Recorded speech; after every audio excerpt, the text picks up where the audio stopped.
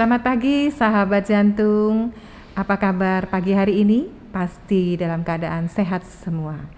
Pagi ini saya akan memandu satu program, yaitu dengan program Save Your Heart. Pada program ini akan disajikan dalam edukasi dan informasi yang akan disampaikan oleh seorang pakar, sarjana apoteker.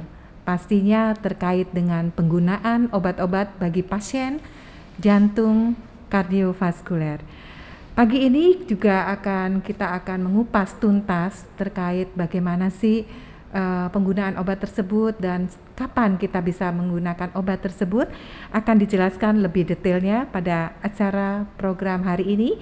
Dan pemirsa atau sahabat sehat Rumah Sakit Jantung dapat melihat acara tersebut pada kanal Rumah Sakit Jantung dan website sosial media Rumah Sakit Jantung dan Pembuluh Darah Harapan Kita. Pada perjumpaan kali ini kita sudah bergabung oleh seorang Mbak, namanya Mbak Aprilia Ekasari Ratnaningsih, sarjana farmasi apoteker. Selamat pagi Mbak. Selamat pagi Ibu Neti. Oke, kira-kira diskusi sedikit ya Mbak ya, terkait baik, dengan keahlian dan pengetahuan Mbak terkait dengan obat-obat penyakit jantung ya. Nah, sekilas saya ingin tanya Mbak, benar nggak sih kalau misalkan orang sudah terkena penyakit jantung harus minum obat seumur hidup? Nah, ini Mbak bisa jelaskan dengan baik. Oh ya, baik Bu. Memang betul, ada beberapa pasien yang menanyakan apakah obat saya harus diminum seumur hidup nih gitu ya.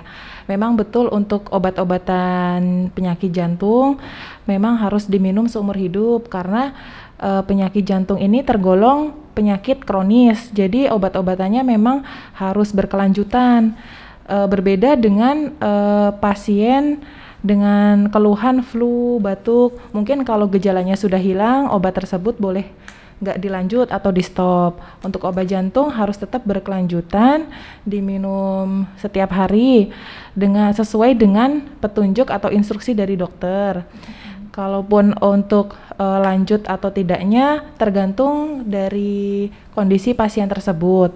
Jadi memang pasien jantung itu harus rutin kontrol untuk memastikan obat-obatan tersebut diminum rutin atau dilanjutkan gitu Bu. Oke, berarti kalau kita sudah terkena penyakit jantung harus terus-menerus ya Mbak, secara betul, patuh ya menggunakan obat-obat ya Mbak. Iya betul. Oke, berarti kira-kira itu sesuai arahan dari dokternya ya pastinya. Iya, tentunya ya, Dok, sesuai instruksi dari dokter. Dan saya ingin tahu Mbak, kira-kira secara pengalaman Mbak, obat-obat jantung itu apa aja Mbak April?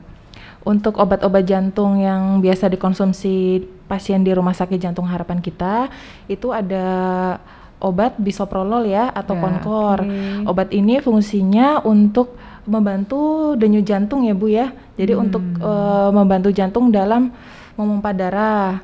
Kemudian selain obat jantung juga ada obat-obatan kolesterol.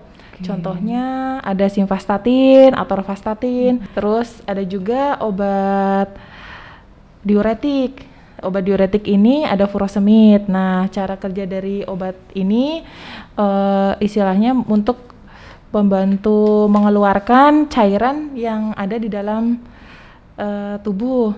Nah, efek cairannya tersebut biasanya dibuang melalui urin ya Bu ya, atau biasanya pasien nanti akan sering pipis gitu. Oh gitu ya Mbak. Baik Mbak April, kita akan diskusi sedikit ya terkait dengan penggunaan obat-obatan kardiovaskuler. Ya, Bu. Nah, yang ingin saya tanyakan Mbak April, apakah kalau pasien atau masyarakat sudah ada yang terkena penyakit jantung, kan orang bertanya, apakah saya seumur hidup harus minum obat-obatan jantung? Nah, ini kira-kira gimana Mbak?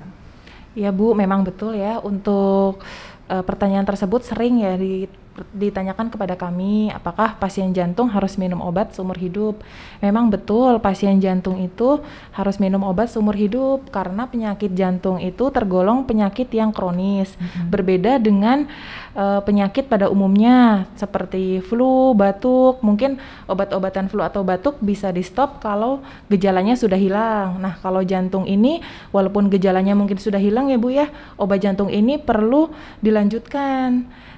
Untuk seumur hidup atau tidaknya mungkin nanti bisa dikonsultasikan dengan dokter gitu Bu. Tetap sesuai arahan Tetap dokter sesuai, ya. iya betul, tetap ya? sesuai instruksi dari dokter, betul. Oke. Nah, kira-kira secara pengalaman Mbak April nih sebagai apoteker Rumah Sakit Jantung dan Pembuluh Darah Harapan Kita, kira-kira jenis apa saja sih kalau diberikan obat-obatan bagi pasien penyakit jantung koroner ini? Oh baik Bu, ada beberapa obat-obatan yang rutin dikonsumsi oleh pasien jantung koroner di Rumah Sakit Jantung Harapan Kita. Contohnya yang pertama ada obat antiplatelet. Antiplatelet ini fungsinya antiplatelet atau pengencer darah ya Bu ya, biasa disebutnya. Ada clopidogrel, kemudian ada contohnya asetil salisilat. Itu dia fungsinya sebagai pengencer darah. Kemudian ada juga obat-obat diuretik Bu. Contohnya ada furosemid.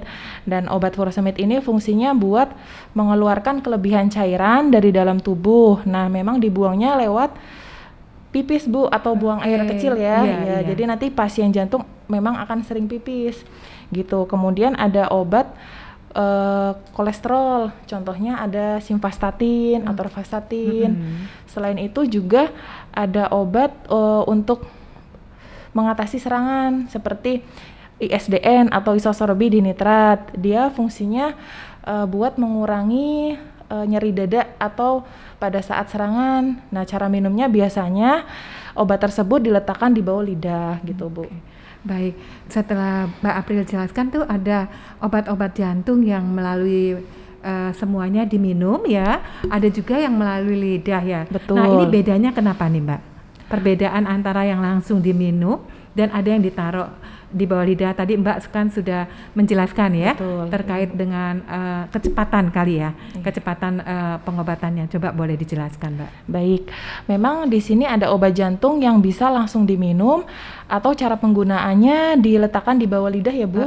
Ya, kalau untuk obat jantung yang penggunaannya diletakkan atau penggunaannya di bawah lidah itu biasanya untuk mempercepat penyerapan Bu. Karena ya? Betul, karena di bawah lidah kan ada serabut otot jantung ya, yang kecil sehingga obat tersebut mudah diserap langsung ya Mbak. Langsung ya? Betul. Oke, jadi bisa menurunkan ya langsung. Menurunkan ya atau waktu mengurangi cepat ya. Betul, atau mengurangi dari gejala seperti nyeri, nyerinya bisa teratasi, serangan bisa istilahnya kondisi emergensi ya untuk menolong gitu, menolong pada itu saat ada waktu nggak Pak dalam waktu penyerapan bisa langsung berefek gitu dengan tubuh yang misalnya pada pasien yang serangan gitu. Berapa menit kah misalnya? Kurang lebih sih cepat ya Bu ya. Sampai 5 menit biasanya sih udah hilang ya. Udah hilang keluhannya. Kalau seperti kita ketahui ya, secara kebetulan saya juga orang tua saya juga terkena penyakit jantung koroner Mbak. Dan obat-obatan yang suka digunakan tuh sering berdampak gitu ya, berdampak batuk-batuk gitu loh. Ini kira-kira kenapa ya Mbak? Emang efek dari obat tersebut atau seperti apa? Oh baik Bu, memang ada obat jantung yang diminum ya, yang efek sampingnya batuk gitu ya Bu ya? Iya betul. Memang ada beberapa obat jantung yang mempunyai efek samping batuk-batuk ya, contohnya ada captopril sama ramipril. Tapi tidak semua pasien bisa dapat efek samping tersebut Bu. Nah tapi kalau pasien yang mungkin ada efek batuk-batuk, boleh dikonfirmasikan ya atau boleh dikonsultasikan dengan dokter supaya dokter bisa mengganti alternatif obat lain sehingga pasien tersebut merasa aman, nggak ada keluhan batuk lagi. Oh gitu ya. Tapi emang itu berarti efek dari obatnya ya Mbak yang Betul, menyebabkan efek dari terjadi obat batuk-batuk. tersebut. Makanya sering banyak pasien mengeluhkan, "Dok, kenapa ya saya setelah minum obat ini terjadi batuk-batuk?" gitu kan. Iya, Jadi betul. akhirnya dokternya mengatakan, oh ini nggak apa-apa, nggak usah khawatir gitu ya. Iya, Bu. Terkadang seperti itu. Terus seperti kita ketahui juga ya dok, ada Mbak April ya, banyak juga obat-obatan yang kadang harus diminum di pagi hari, bahkan katanya ada yang jam 5 subuh ya. Itu Iya, nama betul. jenis obatnya apa ya Mbak? Untuk obat jantung yang diminum pagi hari atau subuh itu namanya furosemid, Bu, yang tadi saya sebutkan pertama. Iya, iya. Dia efeknya buang air kecil gitu. Oh. Jadi memang diminumnya pada saat perut kosong atau 2 jam sebelum makan. Efeknya langsung mengeluarkan Iya, nanti air akan seni ya, Bu, mengeluarkan ya? cairan, Cairan, betul iya, ya. oke. Kenapa diminum sebelum makan? Karena furosemid ini berinteraksi dengan makanan, Bu. Jadi kalau bisa diminumnya sebelum sarapan atau makan pagi, seperti itu, Bu. Oh gitu. Iya.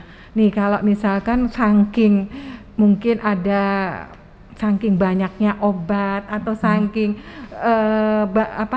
harus rutinnya kita harus minum obat, dan terkadang ada tingkat, namanya manusia ya, ada tingkat bosan-bosan ya Mbak. Nah kira-kira kalau ini obatnya lupa gitu ya, lupa untuk diminum, ada satu mungkin harus minum pagi atau minum malam, dia lupa nih sehari, kira-kira ada efeknya Mbak dalam tubuhnya si pasien tersebut? Oh, kalau misalkan pasien lupa minum obat, misalkan di pagi pasiennya lupa ya Bu ya, setelah makan iya. langsung aktivitas gitu ya. Nanti untuk waktu minum berikutnya seperti siang atau sore nggak boleh diminum double. Kalau misalkan lupa ya sudah dilewatkan saja gitu. Untuk efeknya sih kalau memang pasien rutin minum obat cuma mungkin terlupa 1 hari tidak bermasalah. Oke. Terus kadang gini Mbak, kan ada obat yang diminum pagi hari ya, ada yang malam hari misalkan ya. Terus paginya dia lupa nih, terus dia minum agak-agak ke siang gitu. Apa boleh bergeser waktu gitu Mbak? Kalau untuk bergeser waktu sedikit Misalnya, atau gimana, banyak, Bu? jadinya banyak. yang penting nggak sampai malam gitu. Jadi paginya misalnya harusnya pagi, makan pagi jam 8 misalkan ya, dia akhirnya jam 3 dia minum. Yang penting nggak malam gitu. Dia minum tuh yang jatahnya pagi, dia minum di jam 3. Itu kira-kira nggak apa-apa Mbak? Oh, nggak boleh Bu, harus sesuai dengan waktu minumnya. I see. Kalau memang lupa minum di pagi hari, nanti untuk waktu minum berikutnya menyesuaikan saja. Mbak April, seperti kita kalau minum obat terlalu banyak dalam seharinya ya Mbak, terus terkadang kita ada kalanya manusiawi ya, ada rasa bosen untuk minum obat. Nah kira-kira kalau misalnya lupa minum obat pagi, terus kita geser waktunya atau waktunya tuh kita gabung gitu, kira-kira boleh nggak Mbak? Dan kadang kita minum obat ada dianjurkan 1 hari 2 kali minumnya pagi dan sore. Nah kira-kira kalau lupa yang pagi langsung kita minum siang lalu malam gitu, kira-kira gimana Mbak? Coba Mbak April bisa jelaskan nggak? Ya baik Bu, kalau ada pasien mungkin lupa ya untuk minum obat yang waktu minumnya misalkan 2 kali sehari, pasien tersebut lupa di pagi hari. Kalau tidak terlewat lebih dari 2 jam, boleh diminum saat pasien tersebut ingat. Tapi kalau misalkan lebih dari 3 jam, sebaiknya dilewatkan saja Bu. Jadi langsung minum di malam harinya kalau untuk 2 kali sehari. Tapi kalau misalkan yang 1 kali sehari, misalkan pasien lupa minum di pagi, boleh diminum di pagi hari tapi pagi hari selanjutnya gitu Bu. Oh, harus sesuai berarti. Harus sesuai ya Mbak, betul. ya? Jangan Kalaupun di malam. lupa harus waktu bergesernya paling nggak 2 jam yang tadi Mbak April Betul, katakan, minimal ya? 2 jam. Oke. Kan ada terapi obat penunjang yang dianjurkan oleh dokter ya. Kira-kira kadang orang tuh suka second opinion ya Mbak, suka mencoba-coba menggantikan obat-obat medis dengan obat-obat herbal ya. Nah kira-kira boleh nggak sih obat-obatan ini digabungkan atau seperti apa, dikombinasikan kadang antara obat medis dengan obat herbal? Gimana nih Mbak menurut Mbak April ya?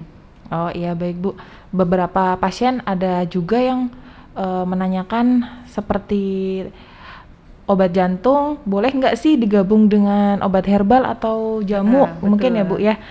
Kalau untuk obat herbal atau jamu mungkin nanti bisa dikonfirmasikan dulu ke dokter, dan kalaupun misalkan dokter mengizinkan ya, nanti dikasih jarak sama obat jantung atau obat dari dokter minimal 2 jam, baru boleh diminum obat herbal tersebut. Oh berarti masih boleh ya Mbak ya menggabungkan antara obat anjuran dokter dengan herbal asalkan ada waktu jedah ya antara tadi berapa jam gitu ya dari Bu, obat betul. yang dikonsumsi secara obat medis dengan obat herbal atau jamu-jamuan. Iya, dengan catatan sesuai dengan instruksi dokter Bu. Jadi harus lapor dokter dulu sebelum minum obat herbal atau jamu tersebut. Oh begitu Mbak ya, bagus sekali nih informasi ya. Barangkali masyarakat Indonesia harus mengerti nih terkait dengan penggunaan obat yang kita konsumsi sehingga tahu waktu kapan kita minum obat yang diberikan oleh dokter dan kapan kita mencoba meminum dengan obat-obat herbal. Nah, seperti kita tahu ya kalau misalnya pasien jantung ya Mbak April yang sudah menggunakan pengencer darah atau obat-obat yang yang kita ketahui tadi kan Mbak April sudah jelaskan di awal ya. Nah, ketika dia harus melakukan satu tindakan, apakah obat pengencer darah ini harus di stop Mbak? Oh iya, baik Bu. Jadi nggak semua tindakan harus istilahnya harus menyetop obat pengencer darahnya Ibu. Jadi ada obat pengencer darah yang harus di stop apabila pasien akan melakukan rencana tindakan seperti operasi CABG, ganti katup atau perbaikan katup. Kalau untuk tindakan pemasangan ring atau kateterisasi jantung, obat pengencer darah tersebut tidak perlu di stop gitu Bu. Oh gitu. Iya. Jadi berapa lama Mbak kira-kira sebelum tindakan pengencer darah itu harus di stop? Kurang lebih 1 minggu ya Bu, 1 minggu sebelum 1 minggu. tindakan tersebut. Baik, berarti pengencer darah harus di stop 1 minggu sebelum dilakukan tindakan. Iya, Nah betul, biasanya Bu. apakah kita dilakukan pemasangan ring atau CABG itu sama ya Mbak 1 minggu juga ya? Kalau untuk pemasangan ring tidak perlu ya Bu, tidak perlu di stop Oh, pengencer oke. darahnya, hanya untuk tindakan operasi tertentu ya, misal CABG dan operasi katup atau perbaikan katup, itu yang harus di stop pengencer darahnya, betul. Baik, berarti pemirsa atau pendengar sahabat sehat Indonesia harus mengetahui ketika kita akan direncanakan dilakukan operasi CABG. Nah itu 1 minggu sebelumnya pengencer darah harus dilakukan penyetopan untuk tidak diminum. Nah kira-kira menurut Mbak April nih penggunaan obat-obat jantung yang sangat kita harus perhatikan dibandingkan obat-obat lain kira-kira apa Mbak? Yang perlu diperhatikan kalau kita konsumsi obat jantung ya Bu, kita tidak boleh merekomendasikan obat jantung kita kepada orang lain walaupun gejala atau keluhannya sama. Betul. Iya. Kalau misalkan ada gejala tersebut atau keluhannya sama dengan kita, sebaiknya dikonsultasikan dulu kepada dokter jantung dulu Bu, gitu. Oh iya benar. Jadi nggak sembarangan asal minum obat gitu. Benar, terkadang ada gejala yang mirip lalu obat kita tuh kita kasih untuk saudara atau bagaimana ya atau kerabat ya seolah-olah sama ya padahal itu tidak boleh ya Mbak ya? Iya betul Bu, tidak boleh memberikan obat kita kepada orang lain tanpa anjuran dari dokter, ya, betul. Sebaiknya memang seperti itu ya. Iya Bu. Dengan kondisi saat ini Mbak, pandemi kan udah ke arah ke endemi ya. Banyak orang yang masih takut ke rumah sakit ya, karena mungkin takut terpapar ya. Nah kira-kira kita seperti apa nih Mbak? Kalau berobat nggak harus datang ke rumah sakit, apakah ada satu prosedur layanan yang teman-teman farmasi atau instalasi farmasi berikan kemudahan kepada pelanggan-pelanggan rumah sakit jantung? Oh iya Bu, dari Rumah Sakit Jantung Harapan kita sudah menyediakan untuk pasien non BPJS tentunya ya Bu ya. Iya. Untuk nggak perlu datang ke rumah sakit, bisa mendaftarkan melalui call center kami di 15.000 ya, betul, 15.034 untuk memasuki di aplikasi Betul. poliklinik online, Mbak? Iya betul, Oh. bisa mendaftarkan diri di poliklinik online Bu. Untuk jadwal dokternya nanti bisa buka di website Rumah Sakit Jantung dan Pembuluh Darah Harapan kita di www.pjnhk.go.id.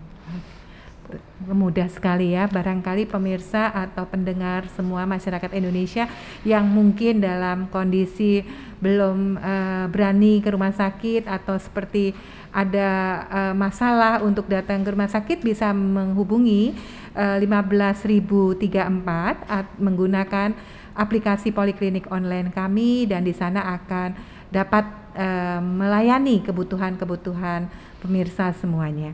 Dan kalau boleh tahu, apakah di dalam pelayanan instalasi farmasi ada semacam bentuk layanan edukasi terkait dengan penggunaan obat-obatan yang digunakan oleh pasien kita?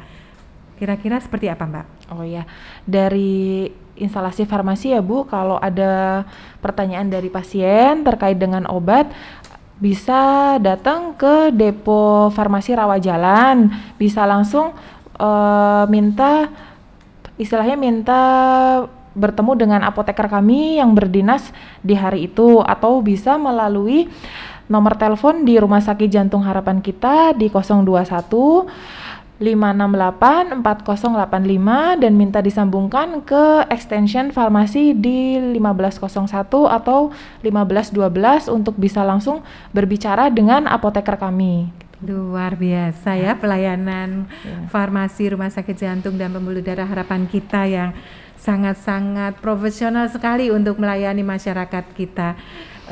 Kita sudah hampir di penghujung acara, Mbak April, sehingga mungkin Mbak April bisa merangkum atau membuat satu tips atau pesan bagi masyarakat Indonesia terkait dengan bagaimana sih penggunaan obat-obatan bagi pasien yang sudah terkena penyakit kardiovaskular. Kami persilakan.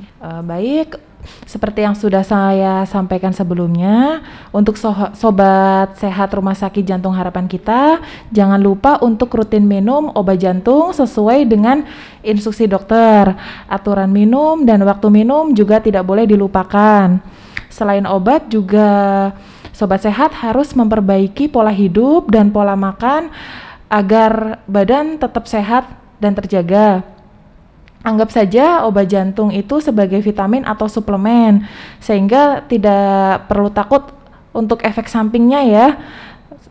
Untuk waktu minumnya juga jangan dilupakan. Kalau misalkan ada obat jantung yang diminum 2 kali sehari atau 3 kali sehari, juga tidak boleh diminum sesekali saja. Kalau misalkan badan udah sehat, di stop, itu tidak boleh. Harus tetap mengikuti instruksi dari dokter agar badan tetap sehat dan kualitas hidup juga tetap terjaga. Ya, demikian Bu Neti penjelasan dari saya, semoga bermanfaat untuk semuanya. Baik Mbak April, terima kasih atas waktu dan kesempatannya sudah mau berbagi terkait dengan bagaimana menggunakan obat-obatan bagi customer kita, pelanggan kita, dan bahkan masyarakat Indonesia. Semoga penjelasan ini bermanfaat untuk kita semua, dan di ujung acara ini saya mengucapkan banyak terima kasih kepada manajemen Rumah Sakit Jantung dan Pembuluh Darah Harapan kita, tim farmasi, tim PKRS, dan tim instalasi pemasaran dan pengembangan usaha. Dan akhirnya kita akan berjumpa nanti pada topik-topik yang menarik lainnya. Wassalamualaikum warahmatullahi wabarakatuh. Selamat pagi. Salam sehat untuk kita semua.